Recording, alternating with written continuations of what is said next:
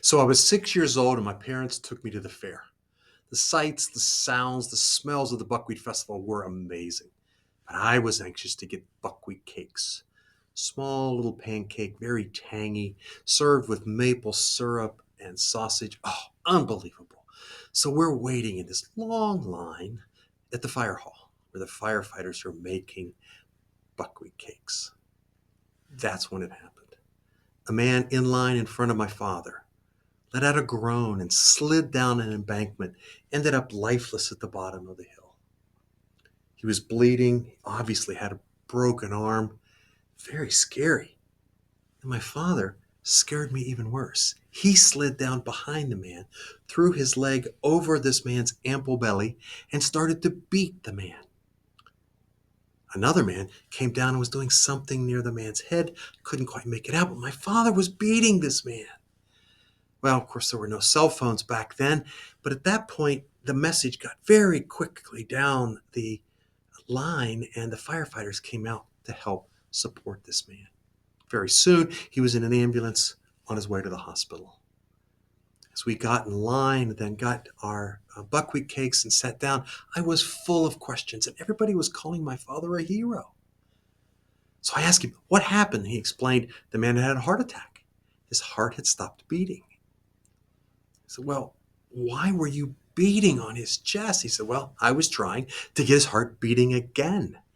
Well, why not deal with the bleeding and the broken arm? He said, in first aid, there's a priority protocol, and the heart is the number one thing you deal with.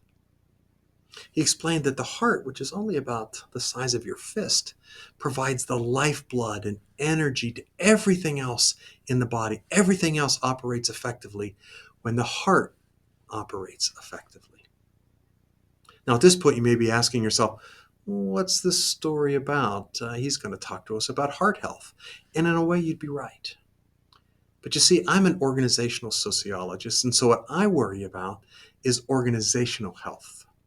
And that got me thinking, is there an organizational heart that provides that same function, the lifeblood, the energy throughout an organization? Some people would say, well, of course, it's the people. The people are the most valuable assets. Well, that saying has always confused me a little bit, because if they were our most valuable assets, first of all, we treat them better. And secondly, more people would mean more assets. And we know that sometimes there are people within an organization that aren't assets. So it's not the people themselves. Maybe it's their skills, their knowledge.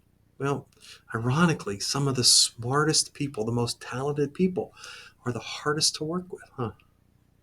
And they often resist change the most. Let me suggest to you, though, that there is an organizational heart, and it's 5 specific behaviors. It's those behaviors associated with building a healthy culture where people feel included and want to contribute. It's those behaviors associated with employee engagement, where they buy into the mission and they're willing to spend their energy and time based on what the organization is trying to accomplish. Or perhaps it's the behaviors of accountability, with being willing to take responsibility for your outcomes and for your work. And resilience, behaviors associated with resilience, being able to bounce back, and I prefer to say bounce forward from crisis and issues and change. And lastly, it's about cooperation, or those teaming behaviors. A healthy, engaged, accountable, resilient team, the heart of an organization. And I suggest to you that that is the lifeblood within organizations. It's also the priority protocol for you to consider as a leader. So let me ask you, how's the heart health in your organization?